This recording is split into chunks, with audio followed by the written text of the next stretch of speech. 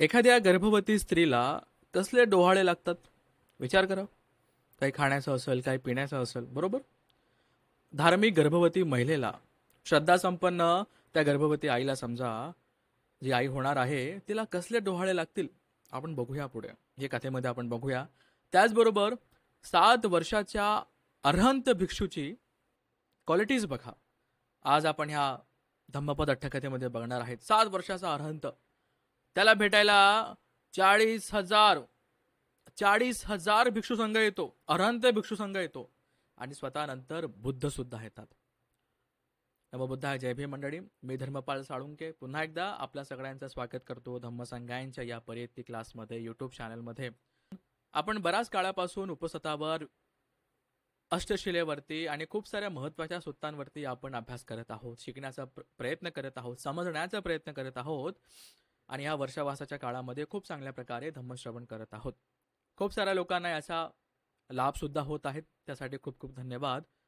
आपली प्रतिक्रिया काय आहेत आम्हाला नक्की कमेंटमध्ये सांगा, आणि जर हा व्हिडिओ तुम्हाला आवडला नक्कीच इतरांपर्यंत सुद्धा शेअर करा, आमच्या चॅनलला सबस्क्राईब सुद्धा करा. आपण बघूया ही धम्मपद अठ्ठकथा, ज्याच्यामध्ये कुशल कर्माचं तात्काळ फळ काय आहे, खूपच तात्काळ. बघू, बुद्धांचा धम्म हा एही पस्सिको, इथेच बघा, इथेच कर्म करा, इथेच तुम्ही फळ बघा, एही पस्सिको असा बुद्धांचा धम्म आहे. चांगल्या कुशल चित्ताने कर्म केलं तर किती लाभदायी फल भेटतात. आणि आपल्याला बराचदा असा प्रश्न पडतो, अरे माझ्याकडे इतके पैसे नाहीये, माझी एवढी ऐपत नाहीये, आता खूप गरिबी आहे, दारिद्र्य आहे, पैसे नाहीये दान करायला किंवा एखादी वस्तू दान करायला. पण कठीण परिस्थितीमध्ये केलेलं कुशल कर्म हे महाफलदायी असतं. आपण हे बघूया. दरिद्र्यामध्ये सुद्धा असताना एखादा व्यक्ती त्या दारिद्र्यामध्ये दान देतो ना, ते त्याला खूप महाफलदायी असतं. एखाद्या व्यक्तीकडे खूप काही असेल, खूप संपत्ती असेल, त्यातून तो देतो, साधुकारच आहे. पण ज्याच्याकडे काहीच नाहीये, अतिशय दारिद्र्य आहे, खूपच कमी आहे, तरी सुद्धा तो त्यातनं काटकसर करून दान देतोय, त्याचं खूप मोठं फळ आहे असं बुद्ध सांगतात. आपण आजच्या स्टोरीमध्ये बघूया. आता ही स्टोरी सुरू होते जेतवनामध्ये. बुद्धांनी ही जी गाथा आहे धम्मपदाची, ही आता सुरू करतात. ही आहे वनवासी तिस्स सामणेर वथ्थू. वनवासी, वनामध्ये राहणारा असा हा तिस्स श्रामणेर आहे. श्रामणेर 7 वर्षाचा आहे म्हणून श्रामणेर आहे.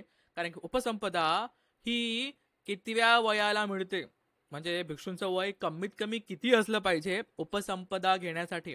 बघा, भिक्षू होणे म्हणजे प्रवज्जा घेणे, आणि उपसंपदासाठी एक वय लागतं. ते वय माहिती आहे का तुम्हाला? सांगा, नाही तर आपण पुढच्या क्लासमध्ये सांगूया. कोणाला माहिती असेल तर नक्की कमेंटमध्ये सांगा की उपसंपदा घेण्यासाठी किती वय पाहिजे, मिनिमम किती वय पाहिजे. ठीक आहे, सांगा. ओके. सारिपुत्त थेरस कीर पितु वंगत ब्राह्मणस सहायको महासेन ब्राह्मणो नाम राजगह वसते. आता राजगृहामध्ये काय होतं, राजगृह नालंदा जवळच आहे, सारिपुत्रांचं गाव नालंदा. ठीक आहे. तर तिथे जे सारिपुत्रांचे वडील होते वंगत ब्राह्मण, ओके, त्यांचा एक मित्र होता महासेन ब्राह्मण. कालांतराने काय झालं, सारिपुत्त थेरो एकं दिवसं पिंडाय चरंतो तस्मिंग अनुकंपाय तस् गेह द्वारं अगमासी. आता जे आपल्या वडिलांचे जे मित्र आहेत, तर त्यांच्या कल्याणासाठी, त्यांच्यावर अनुकंपा करण्यासाठी आता सारिपुत्त भंतेजी पिंडाय चरमानो, ठीक आहे, ते आता पिंडपात करत असताना जाता आहेत. ठीक आहे. त्याच्या घरासमोर जाऊन उभं राहतात. अरंतांना माहिती असतं कुठे जायचं भिक्षा मागायला, दान घ्यायला, बरोबर कोणाचं कल्याण करायचं असतं त्यांना बरोबर माहिती असतं अरंत व्यक्तींना. आता बघा, सोपन परीक्षिणं विभव विभवो दलितो. आता काय झालं, हा आता सध्याला खूपच गरीब झालेला आहे, त्याच्याकडे धनसंपत्ती नाहीये, काही नाहीये. तो आता विचार करतो, मम पुत्तो मह्यं गेह द्वारं पिंडाय चरिंतुं आगतो भविष्यति.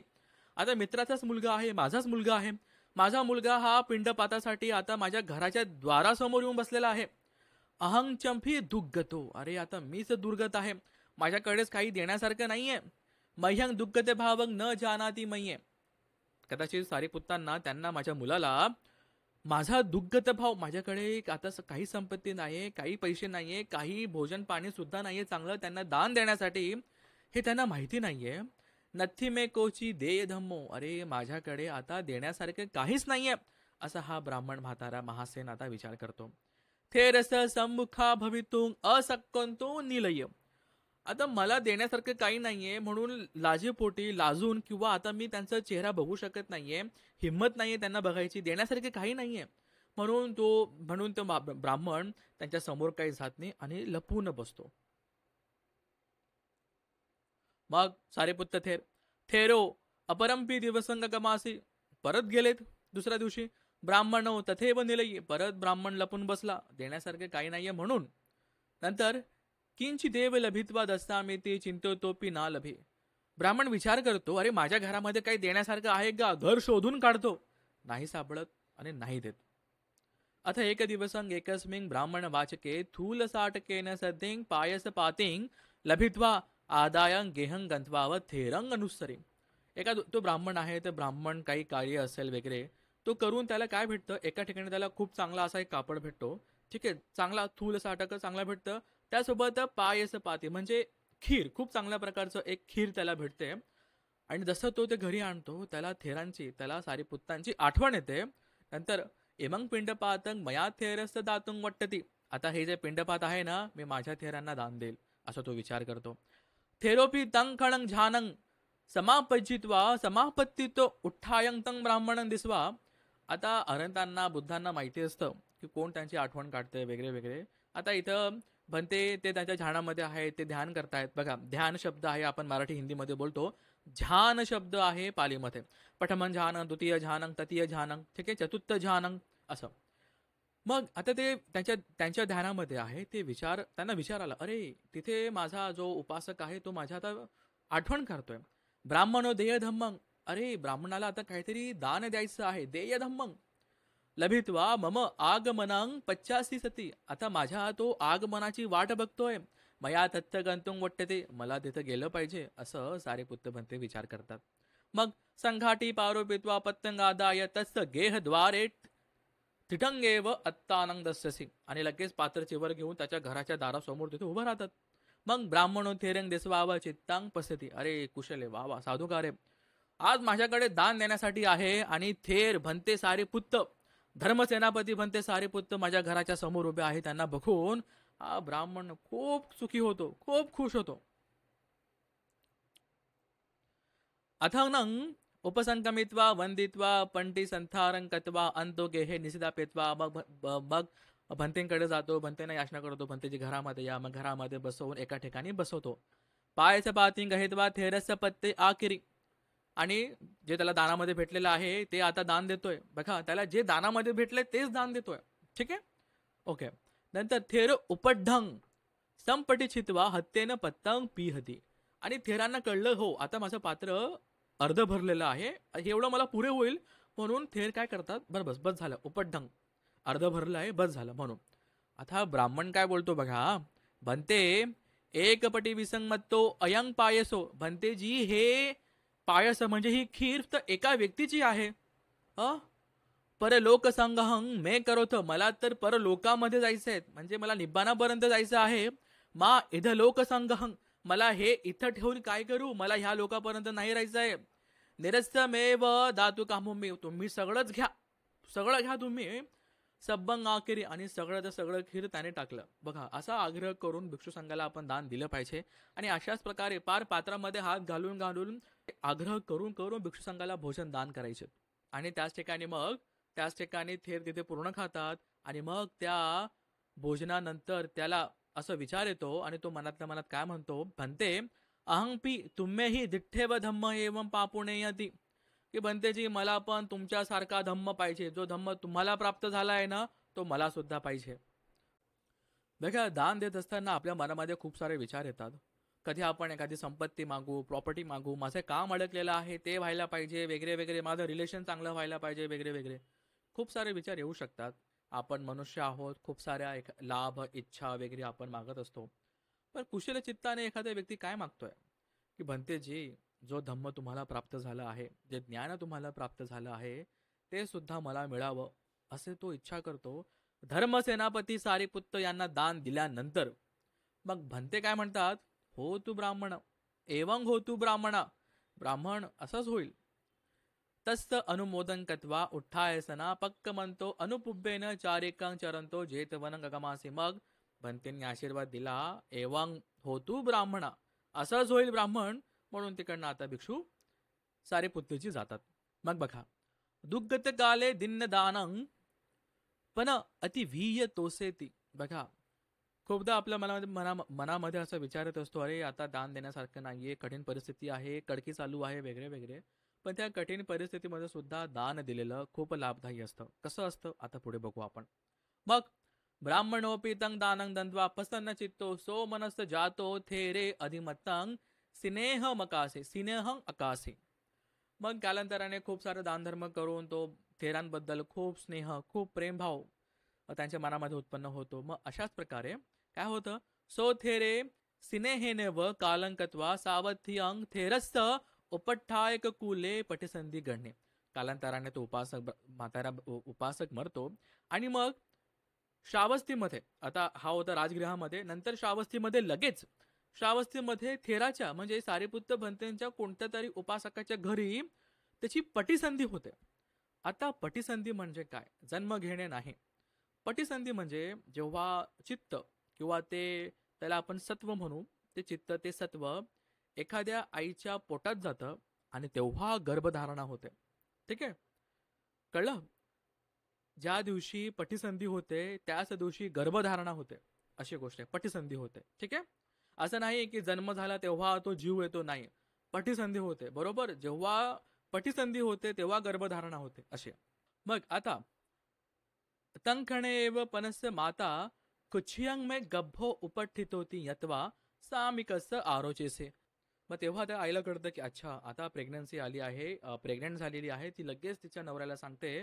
नंतर सो तसा गब्ब परिहारंग दासे, आणि मग की एखाद्या गर्भवतीला काय काय पाहिजे ते सगळं आता त्याने सोय करून दिलेली आहे. मग ती आई काय करते, तसा अच्छ उष्ण अतिशील अति आंबिल दीप परिभोगं वज्जेत्वा सुखेन गभ्भं परिहर्यमानाय एव रूप दाहळ उपज्जे. मग तिने खूपच थंड, खूपच गरम, खूपच आंबट असं खाणं बंद केलं.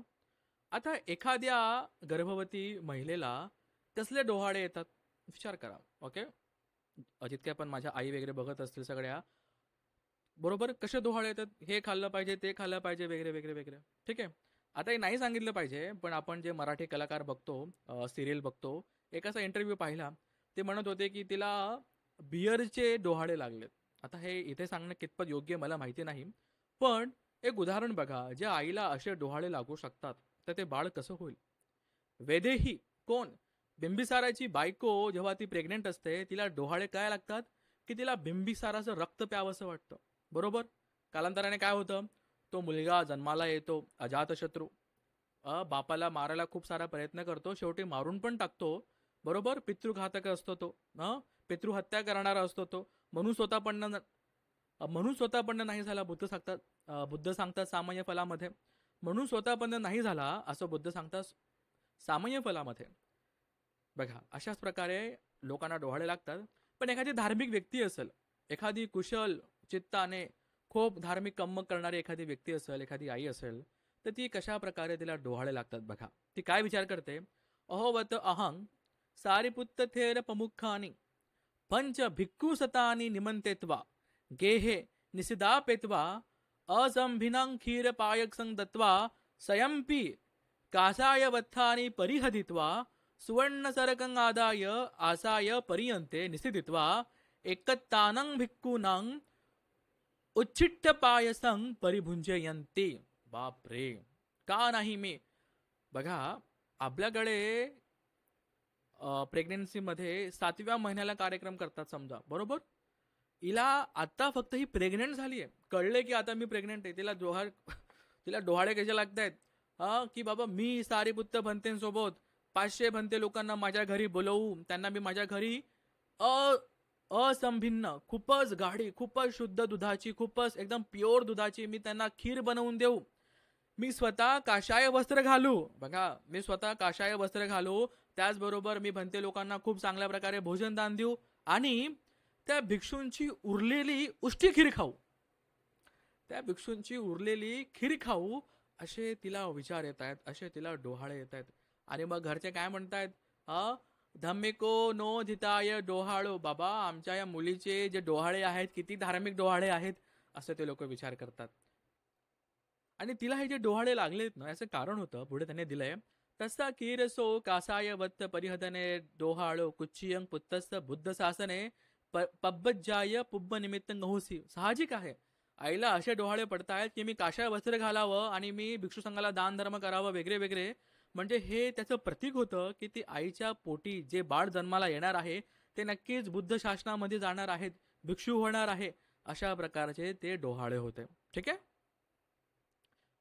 विचार केला पाहिजे आपण की कशा प्रकारे असे कुशल किंवा खूपच धार्मिक डोहाळे लोकांना पण येऊ शकतात, साधुकार आहेत या गोष्टीला. आणि त्याचबरोबर हे पण आपण शिकलं पाहिजे की प्रेग्नन्सीमध्ये समजा प्रेग्नन्सी सुरू झाली बरोबर 7व्या महिन्यात आपण कुठल्या तरी पारंपरिक पद्धतीने जो इतरांपासून घेतलेला असेल किंवा ज्याची काही आपल्याला स्टोरी काही माहिती नाहीये 7व्या महिन्याला आपण तो कार्यक्रम करतो. पण 7 महिन्यांची वाट बघायची कशाला? ज्या दिवशी कळते प्रेग्नन्सी आहे, हा सुरुवातीचा काळ खूप कठीण असतो, तेव्हा खूप सारं कुशल कर्म करायची गरज आहे, खूप सारं दान धर्म करायची गरज आहे, स्वतःसाठी, आईसाठी आणि त्या बाळासाठी सुद्धा. बरोबर दर महिन्याला उपस्थित केलं पाहिजे, सॉरी, दर महिन्याला शीलपालन केलं पाहिजे, दर महिन्याला आपण दान धर्म केला पाहिजे. बरोबर अशा प्रकारे हे पूर्ण 9 महिने व्यतीत झाले पाहिजे, चांगल्या प्रकारे कुशल कर्म करून, दान धर्म करून, त्याचबरोबर चांगल्या प्रकारे धम्मश्रवण करून. विचार करा हे गर्भसंस्कार किती छान होतील, किती कुशल होतील. जितक्या पण माझ्या आई बहिणी आहेत जे आता आई होणार आहेत किंवा प्लॅनिंग करत आहेत किंवा ऑलरेडी परत ते आई बनणार आहेत, त्यांनी नक्कीच हे बघा किंवा इतरांना सुद्धा सांगा हे किती महत्वाचं आहे. ठीक आहे. आणि अशाच प्रकारे तिने हे कुशल कर्म केलं. पण त्यांना बोलवलं, त्यांना खीरदान केली, तिने स्वतः ते काशाय वस्त्र घातलं आणि अशा प्रकारे तिने खूप चांगल्या प्रकारे पूर्ण 9 महिन्यांपर्यंत, पूर्ण 9-10 महिन्यांपर्यंत तिने असं कुशल कर्म करत राहिली, वेळोवेळी करत राहिली. आणि इथं म्हणतात का, कारण की मागच्या जन्मामध्ये त्या ब्राह्मणाने सारीपुत्त भंतेंना जी खीर दान केली होती त्याच पुण्याच्या प्रतापाने इथे असे कुशल कर्म होत आहे, त्याच्या येण्यासाठी कुशल जागा बनत आहे, कुशल कर्म होत आहे. ती आई अशा प्रकारे निरंतर 9 महिन्यांपर्यंत असं सगळं करत गेली, कुशल कर्म करत गेली.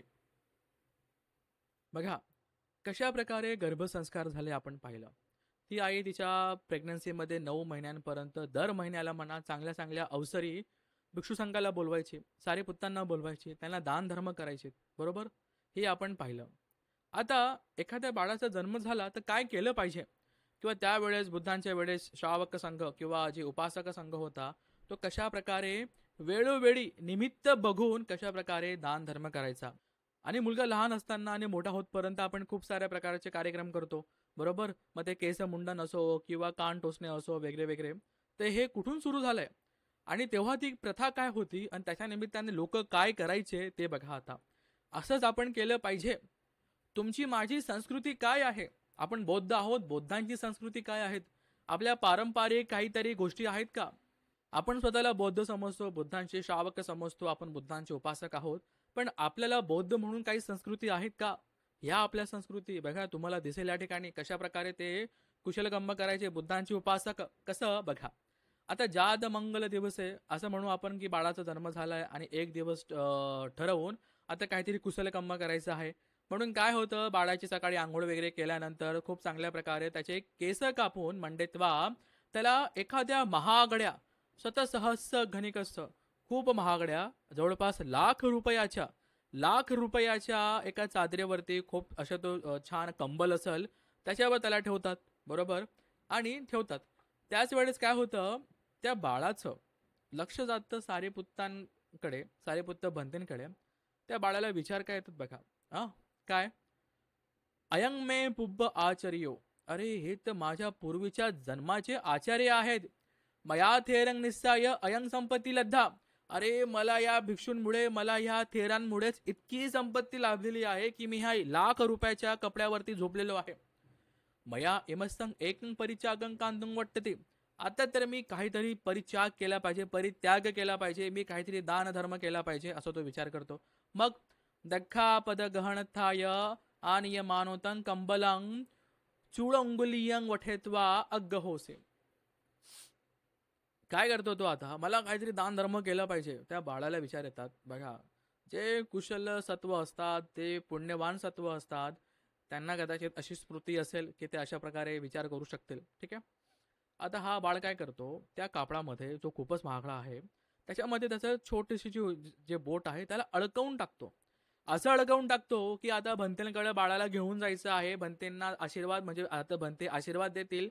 तर बाळाला उचलून घेऊन जात असताना दिसतं की त्या बाळाने त्या कापडामध्ये त्याचं बोट हे अडकवून ठेवलेलं आहे.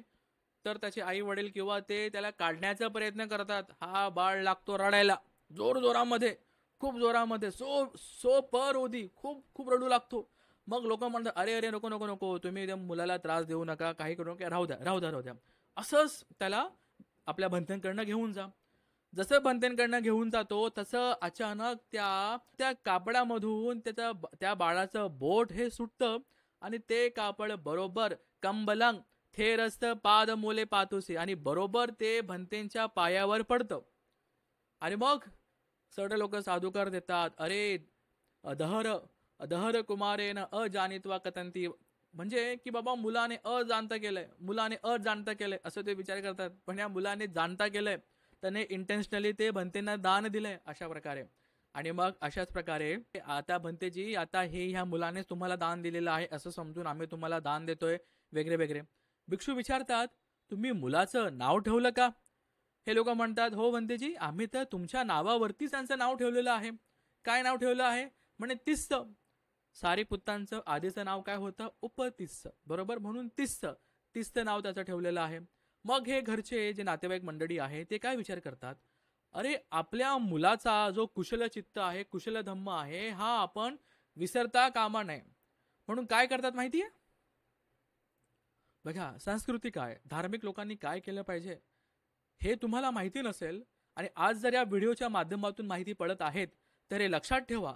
जेव्हा जेव्हा अशी वेळ येईल, जेव्हा जेव्हा बाळ जन्माला येईल, तेव्हा आपण काय काय केलं पाहिजे आणि कशाच्या निमित्ताने काय काय केलं पाहिजे. हो, याला खूप पैसे लागतील, खर्च होईल, पण आपापल्या निमित्ताने, आपापल्या सामर्थ्याने आपण असं दान धर्म केलं पाहिजे आपल्यासाठी आणि आपल्या बाळासाठी सुद्धा.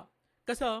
एवं दार कसं नामकरण मंगलं कत्वा पुनतस्स आहार परिभोग मंगलेपी पुनतस्स कर्ण विज्जन मंगलपी दुस्त गहन मंगलपी चुळा कंप मंगलपी. आता नामकरण झालं समजा, त्या दिवशी परत दान धर्म केलं, भंतेंना बोलवलं, भोजन दान दिलं, खूप सारं दान धर्म केलं, धम्म ऐकला. आहार परिभोग, बरोबर 6 महिन्याचं असतं बाळ तेव्हा आपण त्याला काहीतरी भात खिचडी किंवा असं काहीतरी आपण खायला सुरू करतो, बरोबर. तेव्हा सुद्धा भंतेंना बोलवलं. हो, आमच्या घरामध्ये असे कार्यक्रम झालेले आहेत जेव्हा बाळ 6 महिन्याचं झालेलं आहे, भिक्षू संघाला बोलवून अशा प्रकारे भंतेंच्या हातून भोजनदान किंवा भंतेंच्या हातून त्या बाळाला भरवण्यात आलेलं आहे. ठीक आहे, आपणही करत असेल, खूप लोक करत असतील, साधुकार आहे. त्याच प्रकारे कर्ण विज्जन, आता त्या बाळाची आपल्याला कान टोचायचे आहेत तेव्हा सुद्धा भिक्षू लोकांना बोलवलं, खूप सारं दान धर्म केला, धम्म ऐकला वगैरे वगैरे. दुस्त गहन, जे कपडे, जेव्हा बाळा आता कपडे घालायला सुरू करेल तेव्हा परत भिक्षून संघाला बोलवलं, सारीपुत्तांना बोलवलं, दान धर्म केला. आणि चुडा कंपन, म्हणजे आता अंगावरती दागिने घालू शकतो असा तो मोठा झालेला आहे, तेव्हा सुद्धा सारीपुत्तांना बोलवून, 500 भंते लोकांना बोलवून अशा प्रकारे खूप सारं कुशलकर्म नेहमी नेहमी नेहमी नेहमी करत राहिले. बघा, ही आहे संस्कृती, हे आहे आपले सण म्हणूया किंवा जे आपण केले पाहिजे, बरोबर. हेच आपले छोटे मोठे सण, जे सेलिब्रेशन आपण घरामध्ये केलं पाहिजे.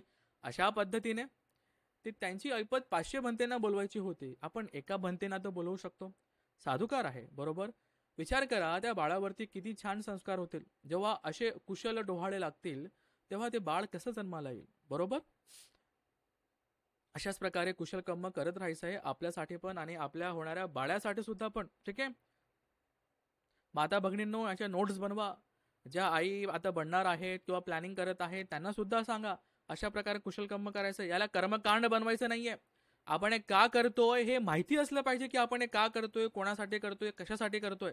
म्हणून ही एक चालत आलेलं आहे, नाही मग असं केलं पाहिजे, मग तसंच केलं पाहिजे, मग इतक्याच बायका लागतात, मग इतकेच माणसं लागतात, मग इतक्याच भंते लागतात. नाही नाही, असं काही नाही. कर्मकांड बनवायचं नाहीये. का करतोय, कशासाठी करतोय हे माहिती असलं पाहिजे. आता कालांतराने हा मुलगा मोठा झालेला आहे. मुलगा 7 वर्षाचा होतो. 7 वर्ष के काले, आणि आईला काय म्हणतो, अम्मा थेरस्त संतिके पबजी सामी. 7 वर्षाचा हा मुलगा बोलतोय, 7 वर्षाचा. दुसरीला असतं मुलं 7 वर्षाचे असताना. तो म्हणतो की मला आता प्रवज्जित व्हायचं आहे, साधुकार आहे. साधू तात पुब्बे वा अहंग न मया पुत्तस अज्झ सयो भिंदी तब्बोती. आई म्हणते, अरे मी याच्या आधी का तुला कुठल्या गोष्टीसाठी नकार दिलाय का? तुला इतके चांगले विचार येत आहे, ठीक आहे. मग थेरंग निमित्ता पेत्वा तस आगतस भिक्कंच दत्वा तुम्हा बनते तुम्हाकंग दासो पबजिसामे. मग परत बनतेना निमंत्रण देऊन सांगतात, बनतेजी तुमचा हा जो दास आहे ना, तुमचा हा जो उपासक आहे ना, याला आता भिक्षू व्हायचं आहे. मग भिक्षू म्हणतात, ठीक आहे, तुम्ही संध्याकाळी या. आणि मग कालांतराने ती पण खूप सारा सत्कार वगैरे करून त्या मुलाचा परत त्याला मुलाला विहारामध्ये घेऊन गेली आणि थेरस नियादेसी आणि थेराकडे त्याला समर्पित केलं, दान दिलं. अशा 7 वर्षाच्या मुलाला दान दिलं. आता सारीपुत्र थेर काय म्हणतात 7 वर्षाच्या मुलाला? तिस्ता पबज्जा नाम दुःखरा. अरे तिस्सा, प्रवज्जा घेणे खूप कठीण आहे, खूप दुष्कर आहे, खूप त्रास होईल.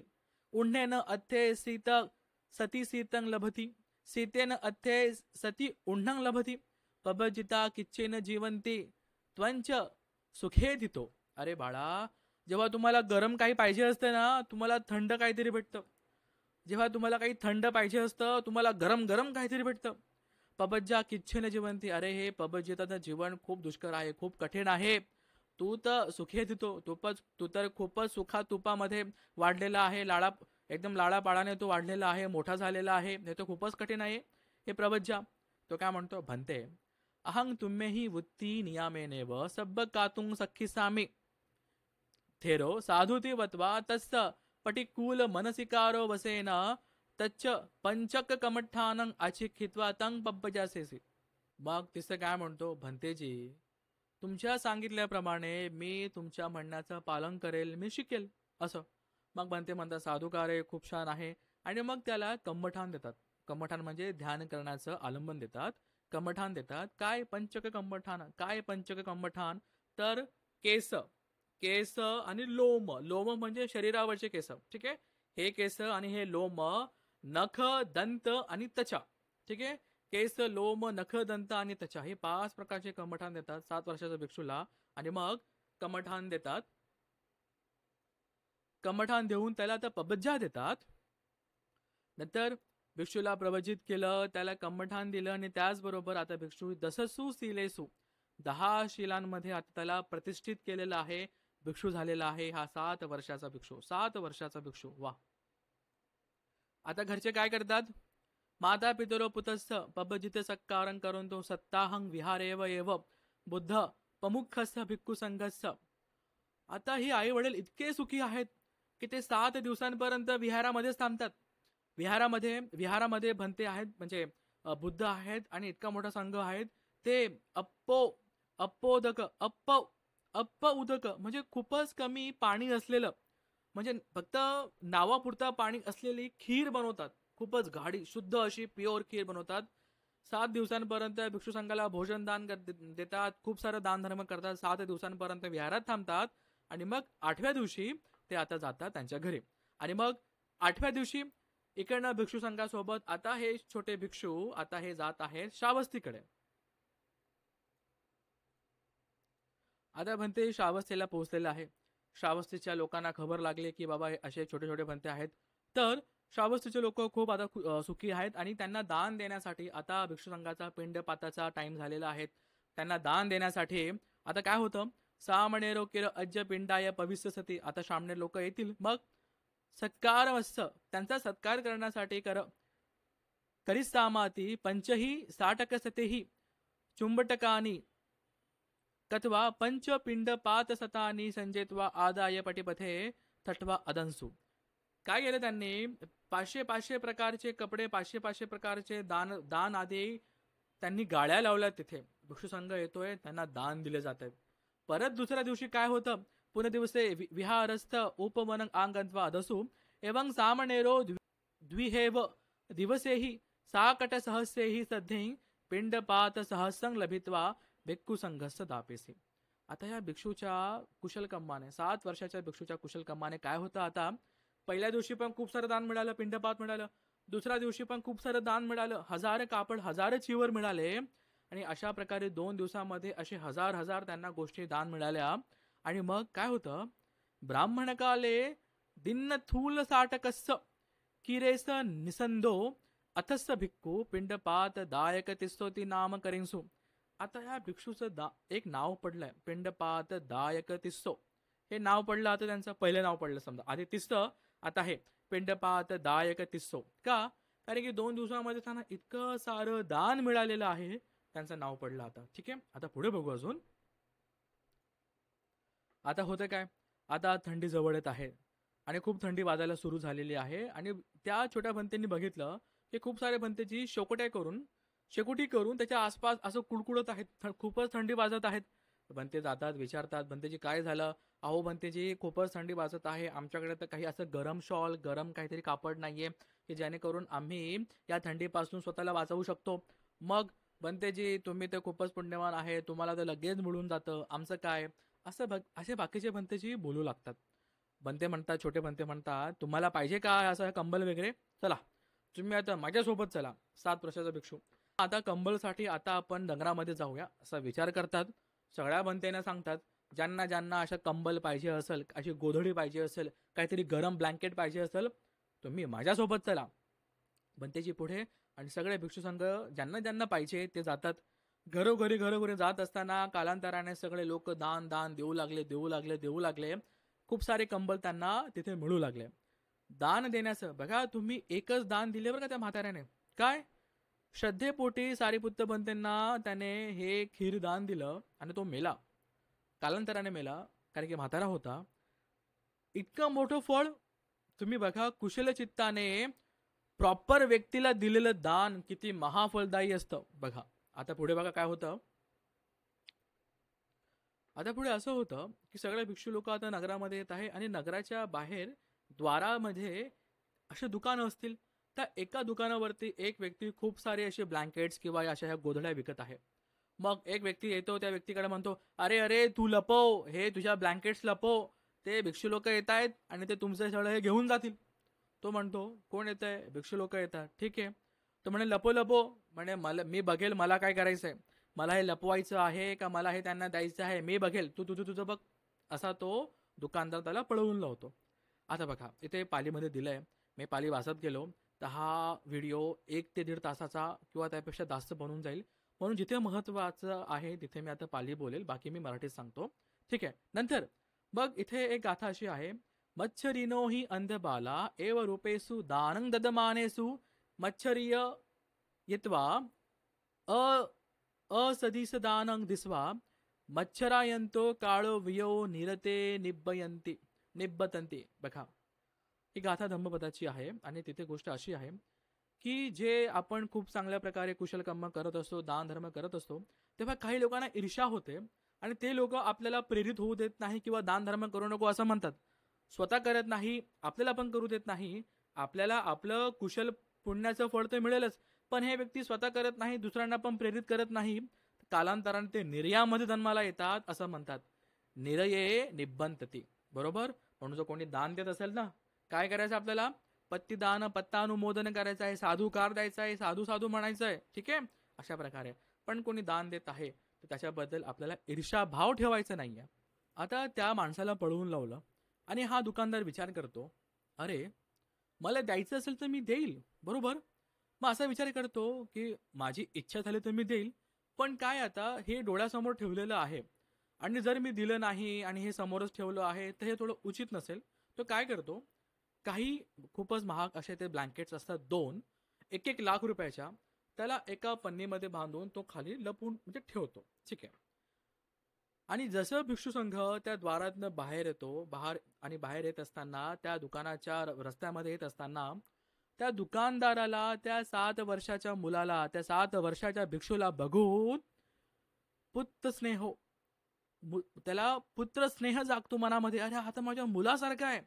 7 वर्षाचं बाळ असेल, गोंडस बाळ असेल, वरतून त्याने त्याचे केस कापलेले असतील, चिवर घातलेलं आहे, किती सुंदर ते बाळ असेल दिसत. ते 7 वर्षाचं बाळ येतंय, तू मनामध्ये विचार करतोय, हा तर माझ्या मुलासारखा आहे. अरे, आणि तू विचार करतो, तिठ्ठ तू कंबल आणि अरे काय ते ब्लँकेट्स सोड, इमंग दिसवा. अरे याला बघून तर हदयंग मसंपी, अरे मी तर माझं हृदय सुद्धा काढून दिलेलं असतं, असं तो दुकानदार विचार करतो. मग तो जे 2 त्याने जे ब्लँकेट लपवलेले असतात तो वर काढतो आणि भंतेंना दान देतो. खूपच सुखाने खूपच कुशल चित्ताने दान देतो आणि म्हणतो, भंते तह्या दिठ्ठ धम्मस्थ भागी असंती, की भंतेजी तुम्हाला जे प्राप्त झालेलं आहे ना ते सुद्धा मला प्राप्त हो, त्याचा भागीदार मी बनव. ओके. बुद्ध आणि भंतेजी काय म्हणतात, हो एवंग होतो. 7 वर्षाचा भिक्षू एवंग होतो असा साधुकार देतात, अनुमोदन करतात. ह्या शामनेराला जो भिक्षू संघ सगळा आता कंबळसाठी फिरत होते, तर नगरामध्ये आणि नगराच्या बाहेर पण 500-500 असे त्यांना कंबल त्या चादरी मिळाल्या. आणि म्हणून त्या भंतेंना आता कंबलदायक नाव पडलं. कंबलदायक तीस्थ. आधी काय होतं ते पिंडपातदायक तीस्थ, आता कंबलदायक तीस्थ. इतकं सगळं काय मिळालं. नामकरण दिवसे दिन्न कंबलो. नामकरणाच्या दिवशी ह्या बोटामध्ये त्या भिक्षू त्या छोट्या बाळाने जे 1,00,000 रुपयाचं कापड अडकवून ठेवलं आणि मग ते सारीपुत्तांना दान दिलं, त्या पुण्याच्या प्रतापाने आज त्यांना 1,000 पटीने 1,000 असे त्यांना कंबल प्राप्त झालेले आहे असं बुद्ध सांगतात. आणि बुद्ध पुढे काय म्हणतात, बुद्ध शासनम मी ठपेत्वा नंग नथ अय्यंग तंग ठानंग यथ अपदिन्नंग बहु होती बहुदिन्नंग बहुतरंग होती.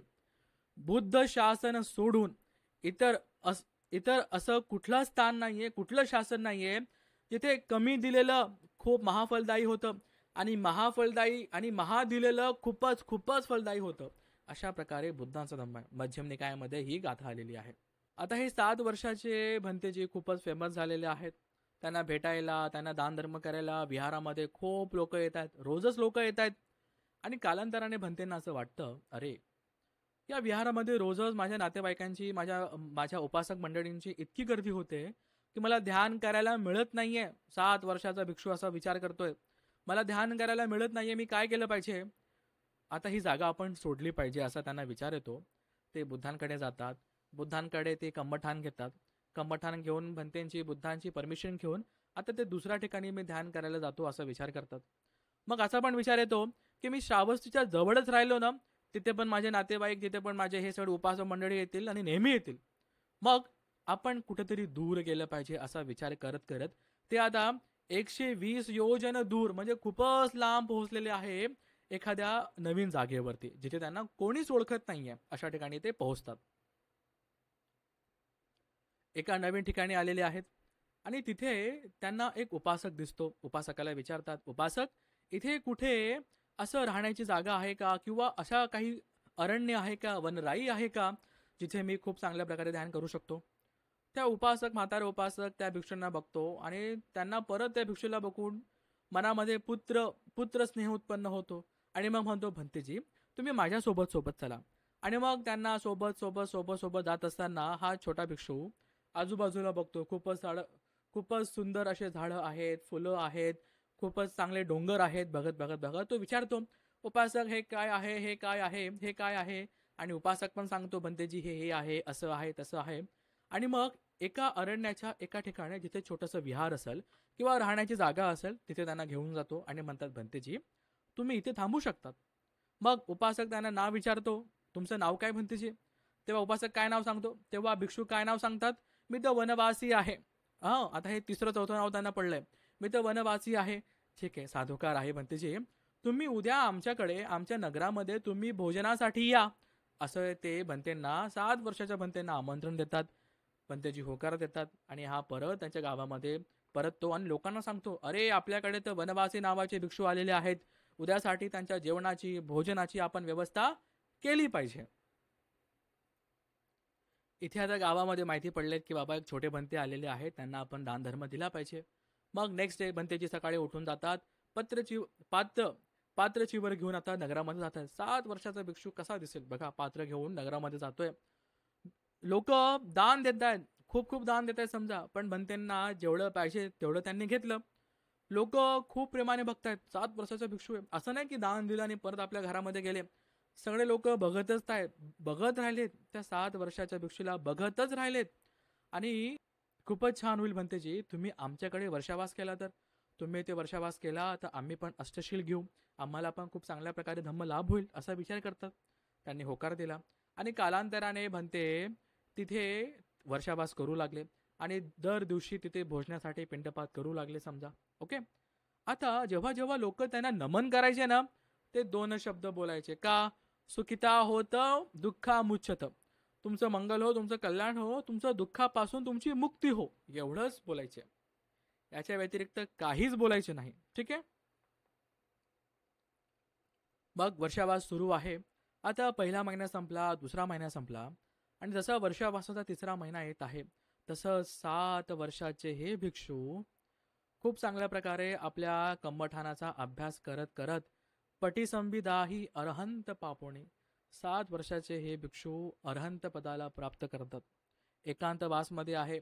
नातेवाईकांना, आपल्या लाडक्या उपासकांना सोडून जे रोज रोज त्यांना भेटायला येत होते त्यांचं ध्यान होत नव्हतं, म्हणून ते दुसऱ्या ठिकाणी आले.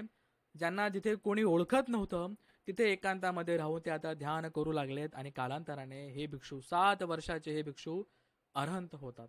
साधुकार आहे. बघा किती किती किती हा विचार 7 वर्षाच्या भिक्षूला कळतोय की मला अरहंतपद प्राप्त करायचं आहे, मला एकांतवासमध्ये जावं लागेल, मला इथे रोज लोक भेटायला येत आहेत, रोज ओके कोणी ना कोणी भेटायला येते, मला ध्यान करता येत नाहीये, मला माझा धम्म पालन करता येत नाहीये, समाज विपස්සना करता येत नाहीये, म्हणून ती जागा सोडून ह्या नवीन जागेवरती आले आणि इथे एकांतामध्ये ध्यान करू लागले. बघा हा आहे बुद्धांचा श्रावक संघ.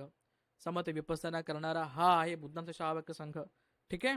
कुठल्या पण अशा दुनियादारीमध्ये न जाता अशा प्रकारे एकांतवासामध्ये ध्यान करतात.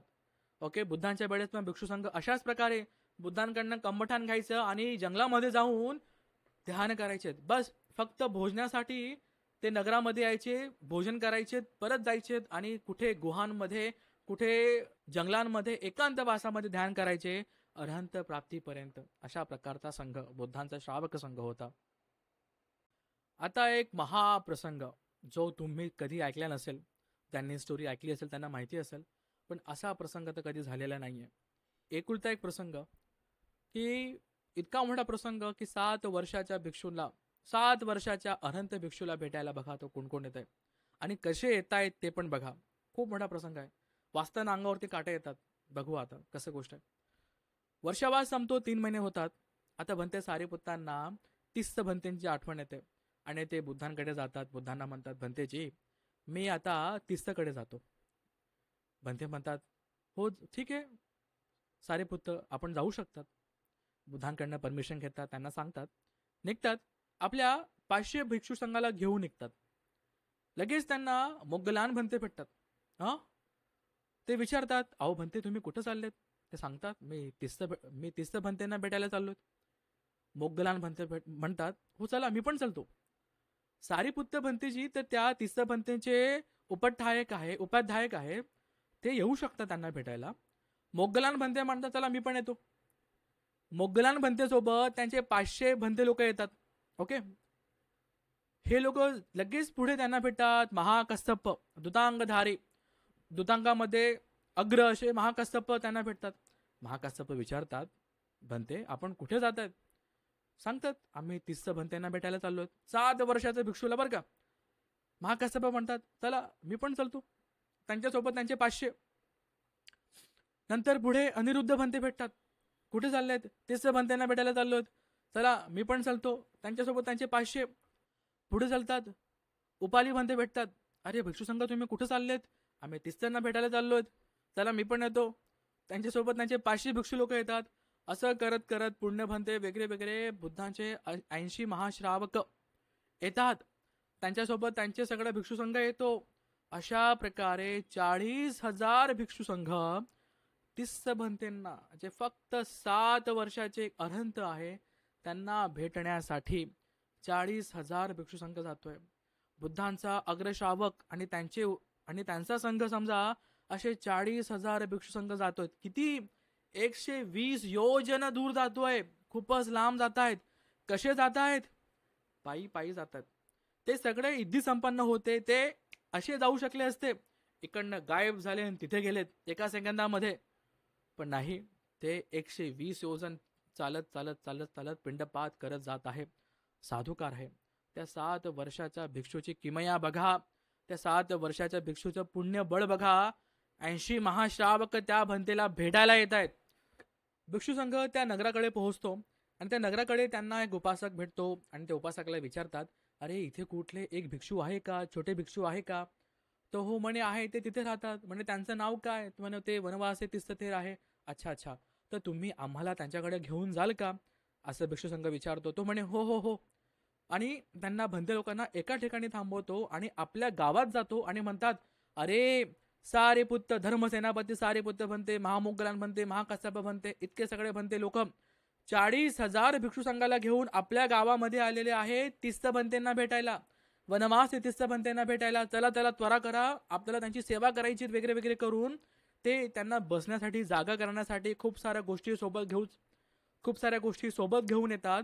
ठीक आहे. आणि जात असताना त्या भंतेंच्या विहाराकडे पोहोचतील तितक्यात तिस्त भंतेंना कळतं, अरे महाश्रावक भिक्षू संघ येत आहे. ते जातात, खूप साऱ्या भंतेंना नमन करतात, विनंती करतात, त्यांच्या हातातलं त्यांचं पात्र चिवर घेतात, त्यांना वेलकम करतात, त्यांना बसवतात. खूप छान प्रकारे हा प्रसंग आहे. आणि त्या सगळ्यांना बसवताना त्यांना त्या सगळ्यांचं आसन वगैरे ठेवत असताना आता संध्याकाळ झालेली आहे, अंधार झालेला आहे. आणि धर्मसेनापती सारेपुत्र भंतेजी म्हणतात सगळ्या उपासकांना की आता अंधार झालेला आहे, तुम्ही आता जाऊ शकतात. ते काय म्हणतात, नाही भंते, अज्ज धम्मसवन दिवसो, आज तर धम्म श्रवण करण्याचा दिवस आहे. 40,000 भिक्षुसंघ आलेला आहेत, आज आम्हाला धम्म ऐकायचं आहे. न न मयंग गमिस्ताम, आम्ही काही जाणार नाहीये. धम्म सोनिस्ताम, आम्हाला धम्म ऐकायचं आहे.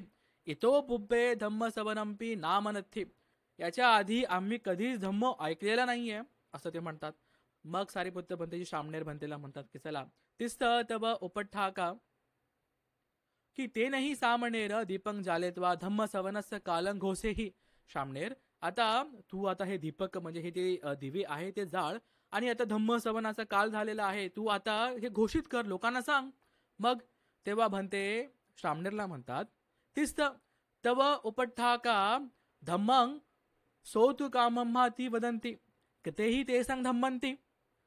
सारीपुत्र भंतेची 7 वर्षाचा भिक्षूंना म्हणतात की अरे तुझे उपासक मंडळींना आता धम्म ऐकायचं आहे, तू धम्म सांग, धम्म सांगायला सुरू कर. आणि मग सगळे उपासक जे लोक मंडळी बसलेले आहेत ते एका आवाजामध्ये बोलतात. काय बोलतात?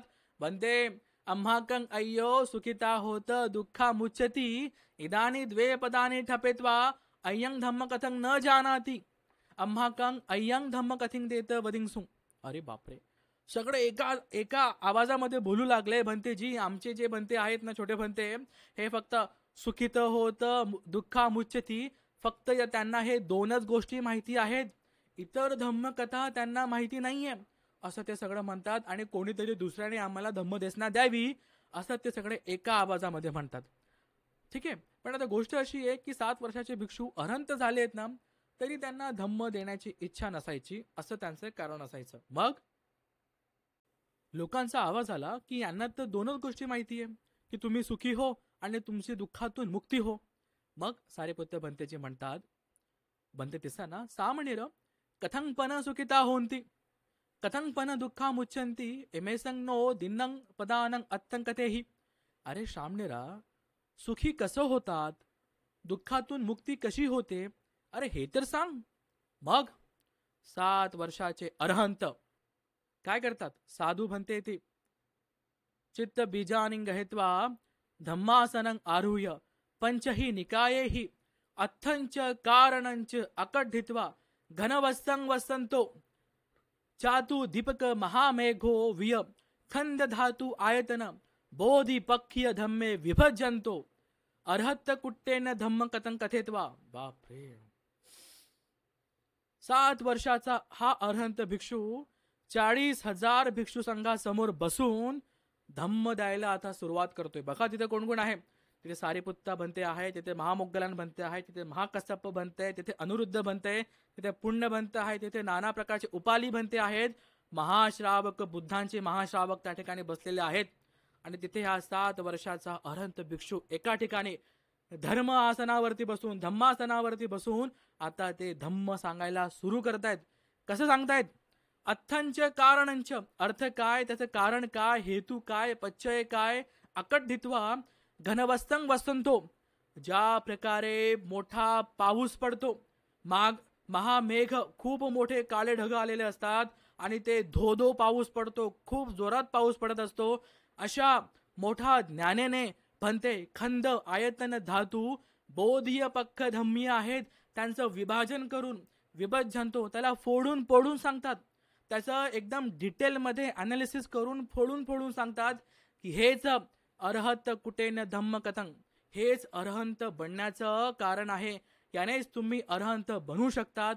अशा प्रकारे 7 वर्षाचे भिक्षू इतक्या मोठ्या उपासक संघाकडे 40,000 भिक्षू संघ मागे बसलेला आहे, धर्म आसनावरती बसलेले आहेत आणि जसं काही खूप मोठा पाऊस पडतोय असं ते धम्मज्ञान सांगत आहे इतक्या सगळ्या लोकांना.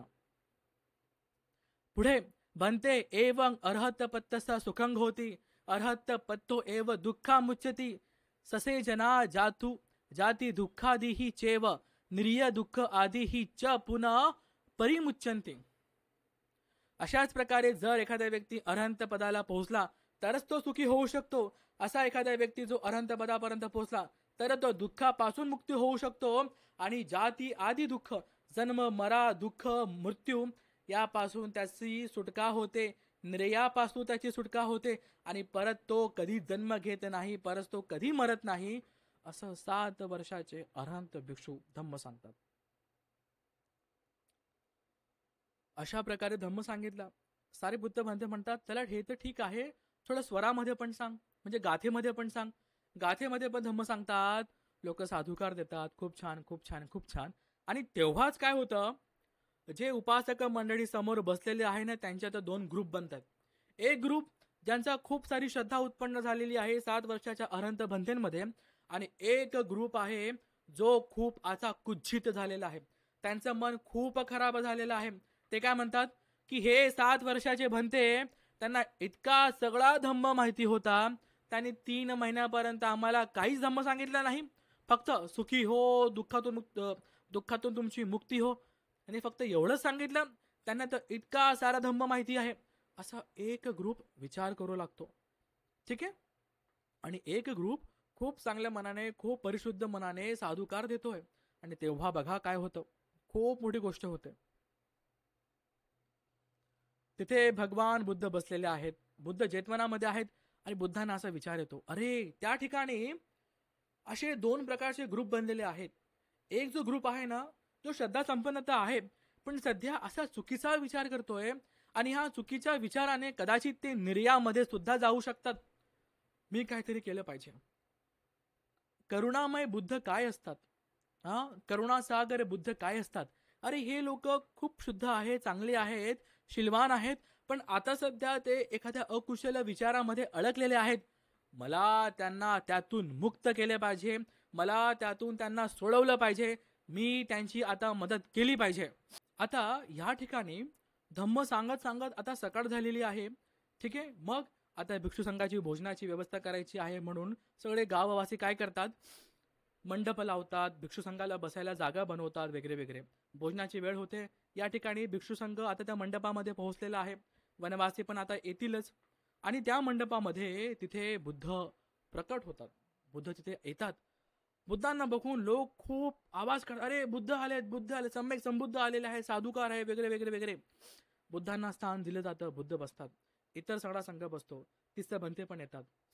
मग भगवान बुद्ध तिस्स भंतेकडे बघून त्यांचं पात्र हातामध्ये घेतात आणि सारिपुत्तांना म्हणतात, सारिपुत्त बघा, हे तुमच्या भिक्षूचं, हे तुमच्या श्रामणेराचं पात्र बघा. सारिपुत्त भंतेजी बुद्धांच्या हातून पात्र घेतात आणि भंतेना देतात. कोणते? तिस्स भंतेना देतात आणि म्हणतात, भंते तुम्ही पण जेवा, ठीक आहे.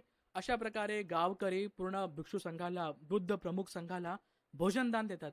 खूप चांगल्या प्रकारे भोजनदान होतं. आणि मग भोजन झाल्यानंतर भंते बुद्ध, भगवान सम्यक संबुद्ध, करुणामयी भगवान सम्यक संबुद्ध आता तिथे धम्म सांगतात आणि म्हणतात की बघा गावकऱ्यांनो, बघा उपासकांनो, आज तुम्हाला खूप लाभ झालेला आहे, आज तुमचा खूप लाभ झालेला आहे. बघा, आज इथे बुद्ध आलेले आहेत, आज इथे बुद्धांचे अग्रश्रावक आलेले आहेत, आज इथे इतका मोठा संघ आलेला आहे. कोणामुळे? तुमच्या ह्या आर्यांमुळेच. तुमचे हे जे भंते आहेत, वनवासी भंते आहेत, त्यांच्यामुळेच तुम्हाला आज इतका मोठा लाभ झालेला आहे. लोकांना कळते, अरे हो, आज आपल्या गावामध्ये बुद्ध आलेला आहे, संघ आले, कोणामुळे? तिस्त भंतेमुळे आलेले आहेत ते साधुकार देतात. आणि ज्या ज्या लोकांचं मन खराब झालं होतं ते लोक परत मैत्री चित्तामध्ये येतात, साधुकार देतात. सगळ्यांचे मन आता खूप शांत झालेले आहेत. बुद्धांनी साधुकार दिलेला आहेत. खूप चांगल्या प्रकारे तो प्रसंग होतो. नंतर जो तो आपापल्या वाटेला जातो. भिक्षू संघ सुद्धा बुद्धांसोबत परत एका ठिकाणी जात असतात आणि वाटेमध्ये एका पर्वतावर चढतात. ठीक आहे. त्या पर्वतावर चढल्यानंतर बनते तिस्स सोबत असतात. बुद्ध आणि तिस्स बनते, छोटे 7 वर्षाचे बनते त्या ठिकाणी असतात. भगवान बुद्ध त्या पर्वतावरून एक नजर फिरवतात आणि तिस्ताना विचारतात, तिस्त काय दिसतंय? तिस्त म्हणतो की बनतेजी, मला तर हा समुद्रासारखं दिसतंय. बुद्ध म्हणतात, हो, अजून काय विचार येतोय, अजून काय मनामध्ये विचार येतोय? तिस्स भंतेजी म्हणतात, भंतेजी, की इतक्या जन्मांमध्ये इतकं अश्रू गाळलेले आहेत, इतकं रडलेलो आहेत, की हे अश्रू हे 4 महासागरपेक्षा सुद्धा मोठे आहेत. म्हणजे जर हे अश्रूचा संचय केला असता तर ह्या महासागर पण कमी पडले असते. एवढं पाणी त्या अश्रूंमधून निघालेलं आहे. इतकं पाणी त्या दुःखामध्ये निघालेलं आहे. इतकं रडलेलो आहे जन्मजन्मांमध्ये, असं तिस्स भंते सांगतात. मग पुढे या जागेला बघून तुला काय वाटतं? तिस्स म्हणतात की अशी एक पण जागा मला दिसत नाही की ज्या ठिकाणी कोणी मेलं नाहीये. ज्या जागेवरती आपण आता उभा आहोत, कधी ना कधी कुठे ना कुठे कोणीतरी व्यक्ती त्या ठिकाणी मेलेलाच आहे. असा खूप सारा प्रसंग त्या ठिकाणी येतो आणि बुद्ध साधुकार देतात. श्रद्धा संपन्न उपासक उपासिका, आज ही कथा घेण्याचं एकच कारण होतं. ही आधी पण मी शिकवलेली आहे एका दुसऱ्या क्लासमध्ये. तेव्हा ह्या कथेमध्ये खूप साऱ्या गोष्टी येतात. पहिले ते गर्भसंस्कार येतो, बरोबर, जे आपण पाहिला. बाळ मोठा होत असतो तेव्हा काय काय केलं पाहिजे. एकदम गरिबीमध्ये सुद्धा दिलेलं दान किती महाफलदायी असतं, आपण ते पाहिलं. एक 7 वर्षाचा अरहंत भिक्षू, त्याचं किती पुण्य असतं की 40,000 भिक्षू संघ त्याला भेटायला येतो. बुद्ध स्वतः येतात. 40,000 भिक्षू संघांसमोर तो 7 वर्षाचा अरहंत भिक्षू धम्म प्रवचन देतो. बघा काय ते पुण्यफळ आहे, वा. आणि एक गोष्ट इथे खूप लक्षात येते की कसं इतके जन्म आतापर्यंत घेतलेले आहे, इतके अश्रू गाळलेले आहेत, इतकं रडलेलो आहे की त्या अश्रूंचे महासागर बनतील. जे पृथ्वीवरती इतकं पाणी नाहीये, इतके महासागरामध्ये पाणी नाहीये, तितके ते अश्रू निघालेले आहेत. असं दुःख अनेक जाती संसार, खूप जन्म घेतलेले आहेत. पण लवकरच ती वेळ येऊ शकते की आपण अशाच प्रकारे धम्म ऐकून, शील पालन करून, दान धर्म करून, उपोषित अट्टशिलाचं पालन करून ह्या बुद्ध शासनामध्ये का होईना किंवा पुढच्या बुद्धांच्या शासनामध्ये का होईना धम्म कानावरती पडून पडून अरहंतांचे दर्शन होऊ शकतात, बुद्धांचे दर्शन होऊ शकतात. हे पॉसिबल आहे. त्यासाठी आज मेहनत घ्यावी लागेल, आजपासून उपस्थित घ्यावं लागेल, दान धर्म करावे लागतील. खूप कठीण आहे, मान्य आहे कठीण आहे, पण प्रयत्न करावे लागतील. हेच धम्म आहे. हे एस धम्मो सनातनो, हाच सनातन धर्म आहे. आणि अशाच प्रकारे बुद्धांनी सांगितलेल्या धम्मावरती जो आपल्याला बाबासाहेबांनी दिलेला आहे, पंचशिलेचं पालन करायचं आहे, अट्टशिलेचं पालन करायचं आहे, दान पारामी पूर्ण करायची आहे आणि अशा प्रकारे धम्मामध्ये पारंगात व्हायचं आहे, श्रद्धा संपन्न व्हायचं आहे. त्या म्हाताराने थोडंसं दान दिलं. तुम्ही बघा, धर्मसेनापती सारिपुत्त यांना फक्त 1 पात्रभर दान दिलं. किती श्रद्धेने, किती कुशल चित्ताने आणि किती काय काय मिळालं. असंच आपलं दान धर्म करायचं आहे, असंच आपल्याला शील पारामी पूर्ण करायची आहे. आज ह्या स्टोरीमध्ये, आज या धम्मपद अट्टकथेमध्ये आपल्याला खूप काही ऐकायला मिळालं आहे. खूप छान छान नवीन नवीन गोष्टी मिळाल्या आहेत. हे ऐकून जर तुम्हाला काही लाभ होत असेल तर साधुकार द्यावा. मला सुद्धा पुण्याची खूप गरज आहे. आपल्या सगळ्यांचा मंगल मैत्री असू द्यावी, मंगल कामना असू द्यावी. अशाच प्रकारे आपल्याला असं काम करायचं आहे. खूप चांगले चांगले सुत्त, धम्मपद अट्टकथा, जातक अट्टकथा आधी येणार आहेत आणि कालांतराने खूप चांगल्या प्रकारे आपण धम्मश्रवण, धम्मदेशना देणार आहोत. याचा जर आपल्या सगळ्यांना फायदा होत असेल तर नक्की साधुकार द्यावा. शक्य असेल आमच्या व्हॉट्सअपच्या ग्रुपला जॉईन करावं. पुढे आपण एक पालीचा कोर्स सुद्धा आणणार आहोत, तो सुद्धा आपण जॉईन करावा. आमचा व्हॉट्सअप ग्रुप सुद्धा जॉईन करावा आणि अशाच प्रकारे मंगल मैत्री असू द्यावी. आपण आज जे काही पुण्य कमवलेलं आहे, ह्या पुण्याच्या प्रतापाने तुमचं, माझं, आपलं मंगल हो आणि अरहंतांचे दर्शन हो, बुद्धांचे दर्शन हो. जे त्यांना प्राप्त झालेलं आहे ते सुद्धा आपल्याला प्राप्त हो. साधू साधू साधू.